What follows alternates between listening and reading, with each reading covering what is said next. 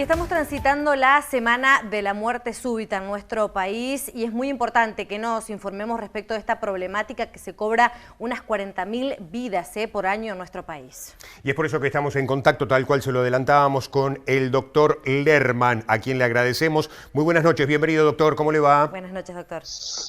¿Qué tal? Buenas noches, muchas gracias a ustedes por la invitación. Bueno, en principio, doctor, le vamos a preguntar qué es o qué se entiende por muerte súbita.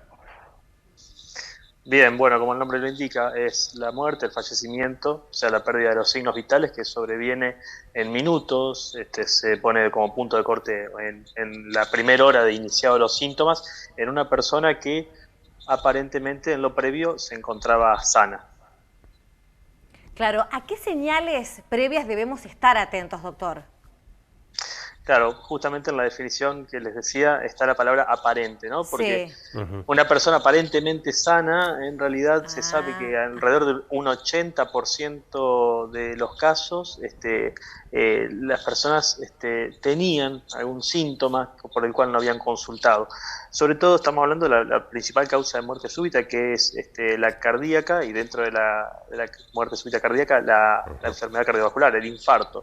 Pacientes que muchas veces en lo previo ya presentan síntomas como dolor de pecho, palpitaciones, falta de aire, o que inclusive ya han tenido un desmayo, que sería como un aviso muy serio, claro, de una posible enfermedad grave. Justamente como están mostrando ahí en las imágenes, las arterias que se ven ahí son las arterias coronarias, son las arterias que llevan sangre al músculo cardíaco.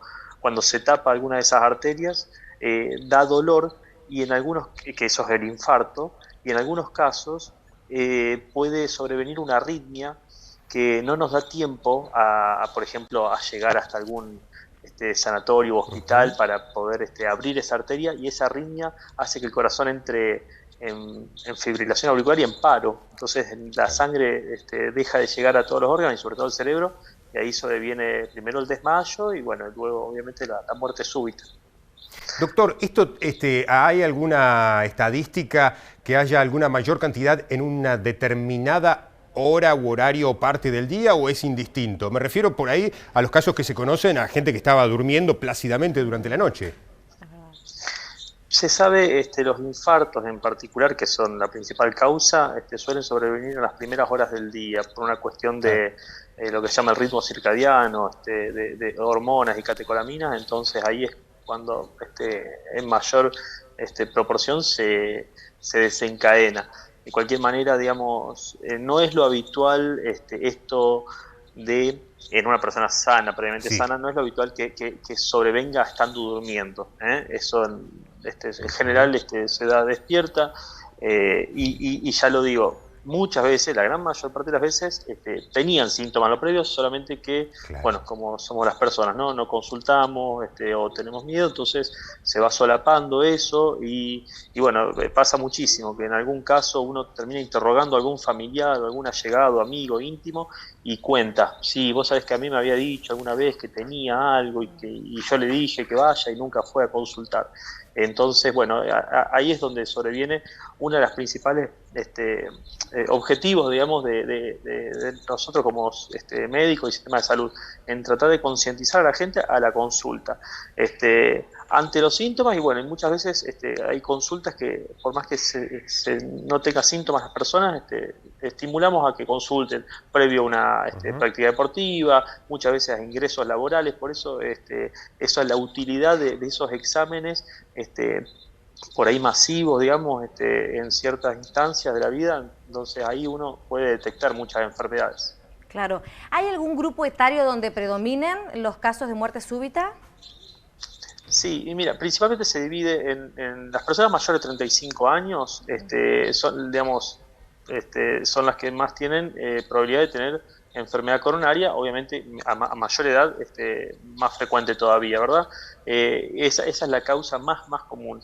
Y después, por debajo de los 35 años, ya hay causas más raras, muchas veces estas que por ahí salen en las noticias, del deporte y demás, que tienen que ver más con enfermedades congénitas, a veces del músculo cardíaco, donde está más engrosado y es más propenso a generar arritmias, o algunos otros tipos de alteraciones en lo que son las células cardíacas, en los canales eléctricos, entonces que son más propensas a hacer arritmias. Pero la verdad son causas raras que también muchas de ellas se pueden detectar en los exámenes previos a las competencias, que muchas veces se hacen, como por ejemplo electrocardiograma, ecodoppler cardíaco, ergometría. Son todos exámenes que nos van a poner de manifiesto esas enfermedades que por ahí están un poquito solapadas.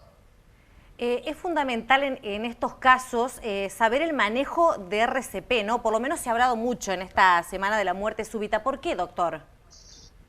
Bueno, ahí está, ¿no?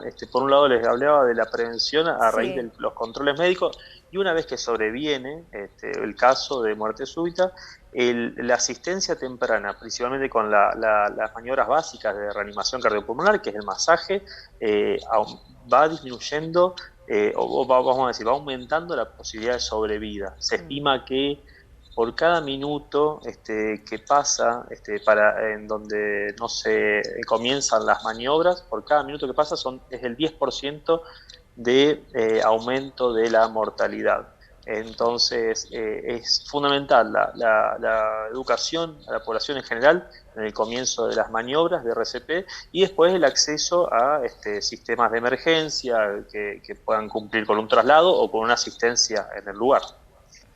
Doctor, por último de mi parte, a veces una situación que incluso supongo que es medio riesgosa porque sirve como fundamento para aquellas personas que no tienen los cuidados correspondientes de la salud. Pero me refiero a personas jóvenes y sobre todo incluso personas que no tienen malos hábitos, que no tomaban alcohol, que no fumaban, etcétera, que no tenían estos factores de riesgo y bueno, de pronto se mueren, como su nombre lo indica, muerte súbita.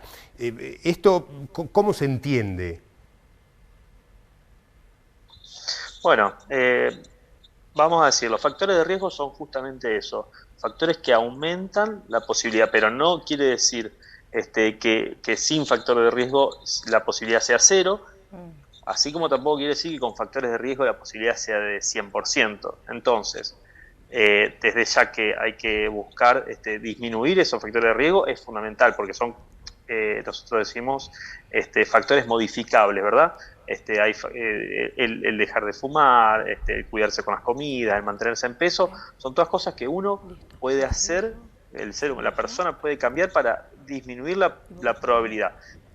De cualquier manera, esa probabilidad puede no llevarse a cero, porque hay factores que tienen que ver con la herencia, por ejemplo, factores genéticos que, bueno, son inevitables, ¿verdad? Entonces, es ahí donde uno dice, bueno, esa persona que parecía que cumplía una vida totalmente acorde a las pautas médicas, bueno, también pueden tener. Por eso lo importante de los controles. Bien, le agradecemos mucho, doctor, por este contacto con Veo Noticias. Bueno, gracias a ustedes por estos espacios para la población pueda saber un poco más de estos temas. Fundamental. Muchas gracias y que tenga buenas noches. Buenas noches para ustedes. Hasta luego. Era la palabra entonces del doctor Guillermo Lerman, cardiólogo él en esta semana de la muerte súbita.